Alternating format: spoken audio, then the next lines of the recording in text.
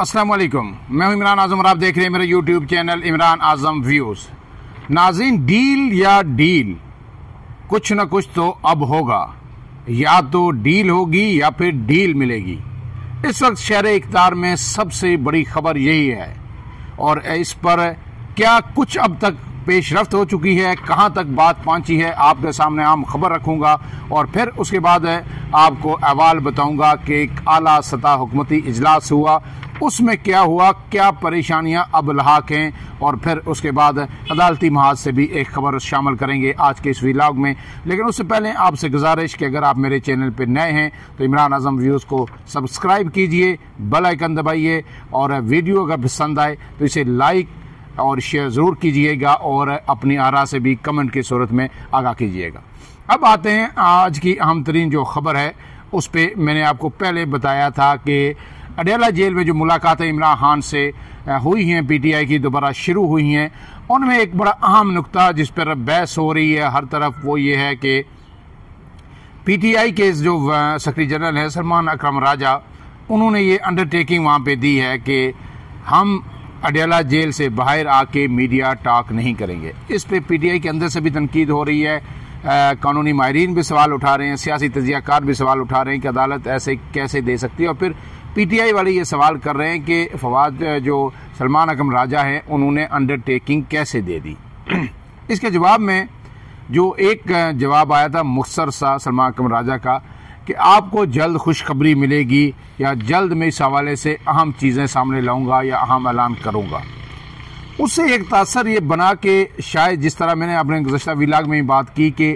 कहीं ना कहीं शायद कोई ये अंडरस्टैंडिंग है, पस पर्दा हुई है कि अगर आप बाहर आके मीडिया टॉक ना करें, इमरान खान के पैगामात ना फैलाएं तो कहीं ना कहीं बात आगे बढ़ सकती है। और उसी बात को जो मैंने की कि ऐसा हो सकता है और अगर ऐसा कोई ब्रेक थ्रू करने में सलमान अकरम राजा या पीटीआई के लोग कामयाब हो जाते हैं तो सलमान अकरम राजा पे जो क्रिटिसिज्म जो अब हो रहा है वो सब जो उनकी तारीफ और तौसीफ में बदल जाएगा। अब हुआ क्या कि रात के ये खबर आई जो कन्फर्म तस्दीक शुदा ज़राए से आई, क्योंकि इससे पहले जो खबर एक जो है जियो के एक रिपोर्टर हैं उन्होंने भी दी थी और उन्होंने एक ट्वीट किया था कि आर्मी चीफ जनरल सैयद आसा मनीर से चेयरमैन पीटीआई बैरिस्टर गौहर की मुलाकात हुई है। लेकिन ज़ाहिर है उस खबर पे इतनी बड़ी खबर उनने ज़ाहिर दी, ट्वीट किया, तो इसका मतलब है उनके पास ये खबर पहले से थी और तस्दीक शुदा खबर थी, किसी अच्छे सोर्स ने उनको ये खबर दी। लेकिन टीवी चैनल्स ने या किसी दूसरे मीडिया ने उसको ज़्यादा इंटरटेन नहीं किया, ज़्यादा सीरियस नहीं लिया। फिर उसमें जो है उसके बाद जब अंसार अब्बासी साहब है जो न्यूज़ के इन्वेस्टिगेटिंग वो हैं, एडिटर हैं और उसके बाद वो जियो के लिए, जंग ग्रुप के लिए भी काम करते हैं, उन्होंने जब खबर दी कि जी हाँ ये मुलाकात हुई है तो फिर लोगों ने इसको सीरियस लेना शुरू किया और दाएं बाएं रिपोर्टर्स ने भी पाँव मारने शुरू किए कि जनाब ये बात है या नहीं है। उसके बाद फिर जब चेयरमैन पीटीआई बैरिस्टर गौहर से सवाल हुआ कि गौहर साहब क्या आपकी कोई मुलाकात हुई है आर्मी चीफ से, तो उन्होंने खुद नहीं कहा कि जी मेरी मुलाकात हुई है, मैं मुलाकात में कौन कौन था और कौन था, किस मकसद के लिए मुलाकात हुई। उन्होंने कहा कि जी इमरान खान ने साफ़ियों से गैर रस्मी गुफ्तगू में इस बात की तस्दीक की है कि मेरी मुलाकात हुई है आर्मी चीफ से। अब कितने को किस तरह के चेयरमैन है, किस तरह के डमी किस्म के चेयरमैन है, अब तो डमी लफ्ज़ भी मेरे ख्याल में उनके लिए जो है ना छोटा है कि एक आप मुलाकात करके आए हैं, आप कहते हैं मैं बैरिस्टर हूँ, मैं लॉयर हूँ, और फिर आप जब इमरान खान ने कह दिया, आपने अगर डिस्क्लोज़ नहीं करनी खबर तो ठीक है, जब इमरान खान ने साफ़ियों को कह दिया तो उस वक्त तो मुँह भर के, ज़बान खोल के, मुँह खोल के ये कह दें आप कि जनाब जी हमारी मुलाकात हुई है। वो सब छुपा क्यों रहे हैं? असल बात है छुपा इसलिए रहे हैं कि जो कुछ सोशल मीडिया पे, ट्विटर पे बैरून मुल्क बैठे लोग और यहाँ पे पीटीआई के लोग बात करते हैं, जिस तरह लबो लहजा इख्तियार करते हैं जो इस्टेब्लिशमेंट के ख़िलाफ़ और आर्मी चीफ के ख़िलाफ़, उसके बाद ये ज़ाहिर है ये बात बाहर आएगी कि जनाब ये एक दफ़ा फिर आर्मी चीफ के साथ मुलाकात करना शुरू हो गए हैं, तो फिर लोग कंफ्यूज ज़रूर होंगे, पीटीआई के कारकुनान भी होंगे कि भाई डील हो रही है, डील मिल रही है, हो क्या रहा है। और अपोजिशन तो आड़े जो हाथों लेगी क्योंकि ये तो तय है कि जनाब पिछली जो मुलाकात हुई थी वो तो पेशावर में एक इजलास के अंदर ज़ाहिर आर्मी चीफ भी शरीक थे और गंडापुर भी थे, ये साहब भी थे, चेयरमैन बैरिस्टर गौर भी थे। लेकिन ये तो मुलाकात ऐसा नहीं हुआ कि पीओ सेक्रेटरी जो पीटीआई का सेक्रेटेरिएट है वहाँ पे आर्मी चीफ आए हों या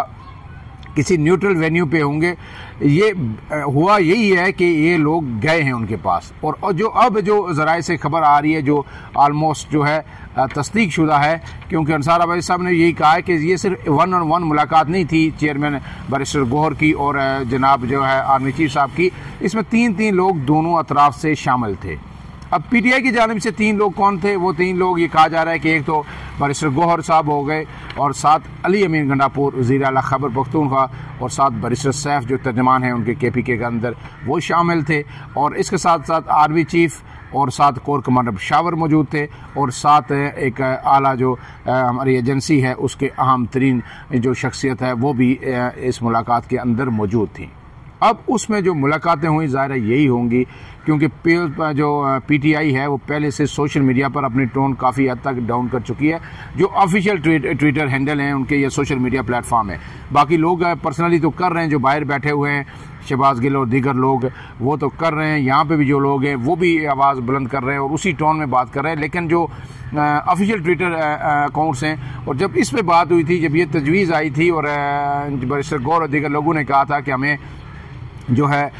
इसमें थोड़ी नरमी लानी चाहिए, उसी दिन मैंने अपने व्लॉग में कहा था कि अब चीज़ें बेहतर होंगी, और वही हुआ। अब इसके बाद जब कह रहे थे कि सब कुछ ख़त्म हो गया, अब ये जो मुलाकात हुई है इसमें यकीनन बहुत सारी चीज़ें जो अब बर्फ़ पिघली होगी। ये 26 नवंबर के बाद जो पहला आला सतह राब्ता था, और अब जो है क्योंकि दहशत गर्दी की लहर उस हद तक पहुंच गई है जहां इस्टेब्लिशमेंट को, इस मुल्क को, हुकूमत को पीटीआई की ज़रूरत है। आपको पता है कि पार्लिमानी सलामती कमेटी का जो इजलास हुआ था वहां भी एक ही आवाज़ उठी थी कि हर तरफ से कि इमरान खान को पैरोल पर रहा करके लाया जाए। वो भी इसका जो स्टेक होल्डर है और सबसे बड़े स्टेक होल्डर हैं केपीके के अंदर खास करके, क्योंकि उनकी जमात बरसर इक़्तिदार है और सबसे मकबूल जमात है, लिहाजा उनको बाईपास करके कोई भी फैसला दहशतगर्दी के हवाले से नहीं किया जा सकता। लिहाजा अब जो अब तक की खबर है उसमें यह कहा गया है कि जनाब अब आइंदा भी मुलाकातें होंगी। जो एक मुलाकात हुई है उसमें ये इत्फाक कर लिया गया है कि जो इस्टेब्लिशमेंट है उसके और पीटीआई के दरमियान आइंदा भी मुलाकातों का ये सिलसिला जारी रहेगा। और अब अगर ये सिलसिला ये जारी रहता है तो इस बात का कभी इम्कान है कि ईद के बाद जो ग्रैंड अलायंस बनने जा रहा था, जो पीटीआई एक बड़ी तहरीक शुरू करने जा रही थी, वो सब कुछ ख़त्म हो जाएगा और अब बात मुफाहमत की तरफ और मुज़ाकरात की तरफ चल पड़ेगी। और जो मिड ऑफ जो मार्च है इसमें कोई ना कोई बड़ी खबर सामने आ सकती है।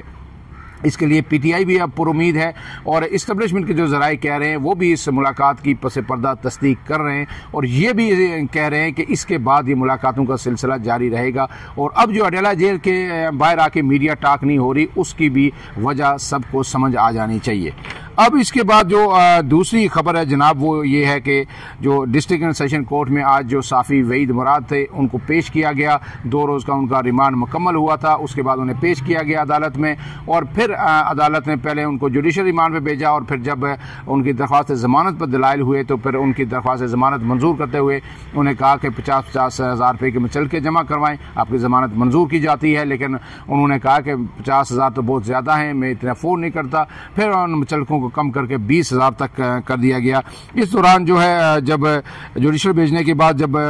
दलाइल दिए गए तो अदालत ने इस्तफसार किया कि आपने एफआईए से कि आपने 2 दिन में क्या मटीरियल हासिल किया। तो एफआईए ने बताया कि हमने इनको मुख्तलिफ पोस्ट दिखाई हैं जो रिकॉर्ड पर लगा दी गई हैं। वकील ईमान मजारी जो है इनकी, उन्होंने दलाइल में कहा कि जिन पोस्टों के हवाले से यहाँ पे बात की जा रही है वो वहीद मुराद की हैं ही नहीं। एक पोस्ट अख्तर मेंगल की है, उनका बयान है और उन्होंने अख्तर मेंगल के अल्फाज को कोट करके पोस्ट की है, जबकि एफआईए हुकाम ने कहा कि अख्तर मेंगल की पोस्ट की जो बात की जा रही है इसमें बलोच अवाम की नस्ल कुशी की बात की जा रही है। दलाइल के बाद जो है जुडिशल मजिस्ट्रेट अब्बास शाह ने वहीद मुराद की ज़मानत मंजूर कर दी और अब जो है वहीद मुराद जिन्हें सुप्रीम कोर्ट तवील अरसे से वो कवर करते रहे हैं, सीनियर साफ़ी हैं, इस वक्त बैनुल-अक़वामी अदारे के साथ वाबस्ता थे, उन्हें जिस तरह अपने घर से उठाया गया था अब उन्हें जो है रिलीज़ कर दिया गया है और इस वक्त वो आज़ाद हैं। सुप्रीम कोर्ट के जो रिपोर्टर्स हैं उन्होंने भी चीफ जस्टिस पाकिस्तान को इंटरवीन करने के लिए ख़त लिखा था। सर दस्त तो चीफ जस्टिस ने इनकार कर दिया था, कोई इस मामले में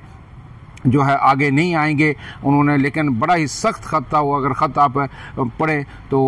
उसका जो हीट जो है चीफ जस्टिस ऑफ पाकिस्तान जैसे यही आफरीदी को ज़रूर फील हुई होगी कि पूरा सुप्रीम कोर्ट जो लोग कवर करते हैं, जो सोशल मीडिया पे भी एक्टिव हैं, वो अगर मेरे ख़िलाफ़ इस तरह इस लहजे में बात करेंगे, अदलिया मुतहद अदलिया हाई कोर्ट के जजेस तो पहले ही ख़िलाफ़ हैं, सुप्रीम कोर्ट के आम जजेस उनके ख़िलाफ़ हैं, तो फिर शायद उनके लिए दिन ब दिन मुश्किलात बढ़ती जाएंगी और अपना जो उनका भरम है वो भी कायम नहीं रख सकेंगे। अब जो है ईद के बाद जो है एक फ़ैसला कुन राउंड होगा, क्योंकि PTI इससे पहले नाज़रीन एक ही बात कह चुकी है कि ईद के बाद वो ग्रैंड अलायंस की सूरत में फजल रहमान को साथ मिला के और तहफ़्फ़ुज़ तहरीक आईन पाकिस्तान जो है उसके प्लेटफॉर्म से एक बड़ा जो है एहतजाज लॉन्च करेंगी। लेकिन ये जो डेवलपमेंट हुई है बड़ी ही सिग्निफिकेंट है, जिसमें इस्टबलिशमेंट के साथ PTI के तवील अरसे बाद जो है एक बड़े ब्रेक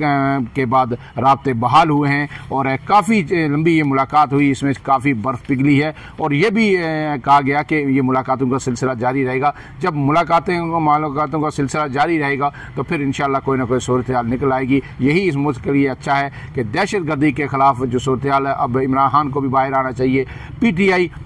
फ़ौज, सियासी जमातें और तमाम stakeholders, law enforcement agencies, उन सब को मिल के अब सिर्फ यकनकाती एजेंडे पे फोकस करना चाहिए कि इस मुल्क के अवाम को दहशतगर्दी से कैसे बचाया जाए और इस मुल्क की माशी हालत को कैसे दुरुस्त किया जाए। फ़िलहाल के लिए इतना ही। अपने मेज़बान इमरान आज़म को दीजिए इजाज़त। अल्लाह हाफ़िज़।